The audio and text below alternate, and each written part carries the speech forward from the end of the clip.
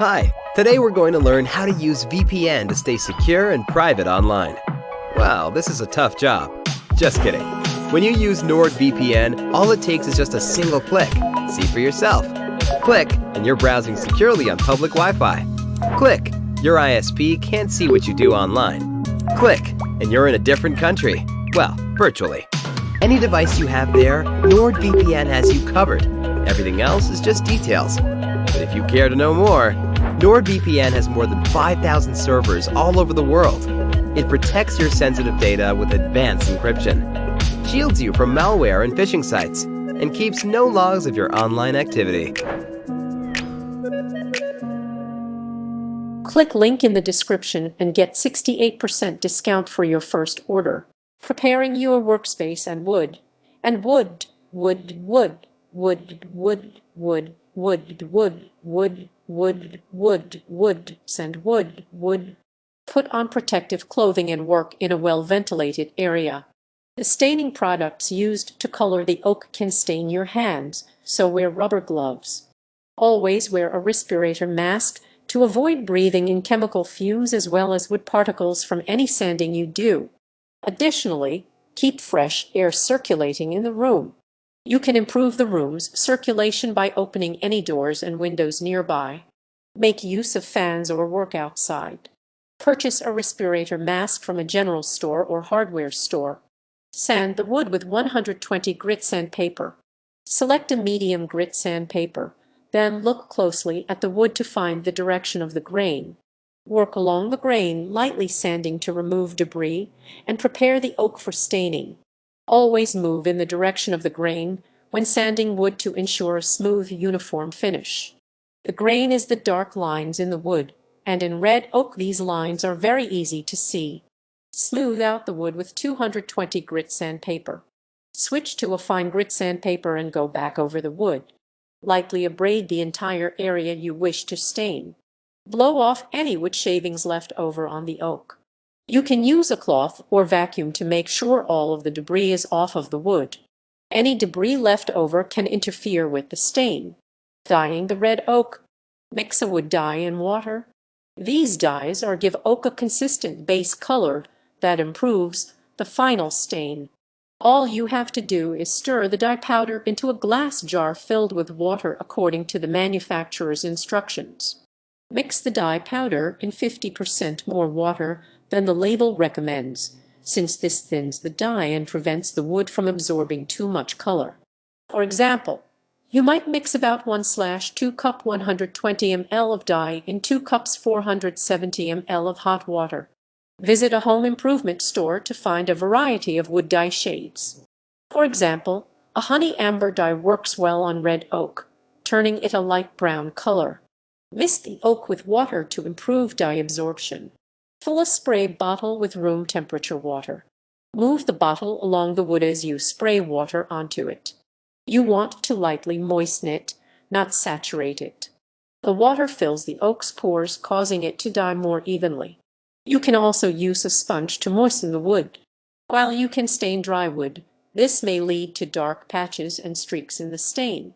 Spray the dye onto the wood. Empty out the spray bottle, then load the thinned dye into it. Bring the nozzle close to the oak as you begin misting the dye onto it. Slowly move the bottle along the oak to cover it in a light, even layer of dye. You can also use clean rags or paper towels to wipe the dye onto the wood. Blot off the excess dye after 10 minutes. The dye will begin soaking into the wood right away. After you are done misting dye, use clean rags or paper towels to wipe away the remaining dye. Remember to work along the oak's grain. Wiping smooths out the coating and removes excess dye that can make the wood too dark. Wait about 2 hours for the dye to dry. You will need to wait for the oak to feel dry to the touch. If the dye isn't dried properly, it may discolor the final stain. The dye may also darken during this time, so waiting can help you get an idea of how much more dye the wood needs. Check the manufacturer's instructions for drying recommendations. Apply extra coatings of dye as needed. You may need to repeat dyeing 2 or 3 times to get the color you desire. Remember to wait for the wood to dry every time you add another coating of dye. The oak should be a consistent color when you are finished. Each coating of dye deepens the oak's coloring, so be cautious. Reversing a dark dye job is very difficult, and you may need to start over on new wood if this happens. Sand the wood lightly with 320 grit sandpaper. Sand along the wood's grain, pressing down very lightly to avoid scratching the oak. This scuffs the oak so it is better able to absorb sealant. Wipe off the wood particles with a clean, dry tack cloth when you're finished. Use only fine grit sandpaper. Anything coarser will damage the wood. Make sure you sand the entire area. Any areas that appear dull and light usually haven't been sanded enough. Brush dewaxed shellac onto the dye to seal it into the wood. You will need a can of clear shellac from a home improvement store. Look for the 2 pounds 0.91 kg variety. Using a paintbrush or clean rag, spread the shellac onto the oak, moving along the grain. The 2 pounds 0.91 kg label on the can of shellac means that 2 pounds 0.91 kg of shellac flakes were dissolved in alcohol. You can use sanding sealer or varnish instead of shellac. Wait 30 minutes for the shellac to dry. The shellac should feel dry to the touch. Depending on how well ventilated your workspace is, drying may take a little longer than this. Check the manufacturer's instructions for the recommended drying time. Applying a gel stain. Scuff the oak again with 320 grit sandpaper. Use the fine grit sandpaper to scuff the area you dyed and sealed earlier. Press very lightly so you don't rub through the shellac coating the wood. Sanding helps the gel stain settle over the shellac. Brush gel stain onto the wood. The easiest way to apply the gel stain is with a foam brush, but you can use clean rags or paper towels as well. Spread the gel over the area you dyed earlier. The gel is thick, so you won't be able to create a thin, smooth coating. As long as the entire dyed area is covered, the wood will stain properly. Visit a home improvement store to purchase gel stain. You can choose from many different colors to stain red oak. For example, you can use a dark walnut stain to color the oak golden brown. This shade goes well with honey amber dye if you used it earlier. Wipe off the excess gel with clean rags. The gel will begin settling in right away. It's important to pick up the excess gel as soon as possible to prevent the wood from getting too dark. Wipe the rags along the wood's grain, removing as much of the gel as possible. The thinner you make the gel, the lighter the stain color will be. It is better to thin the gel now for a lighter stain, since you can always darken the stain later. Let the gel stain dry for a day. Gel stains dry relatively slowly, so give the wood plenty of time before working on it again. Set it in a safe location on a counter or table in a well-ventilated area. The wood should feel completely dry to the touch before you begin working on it again.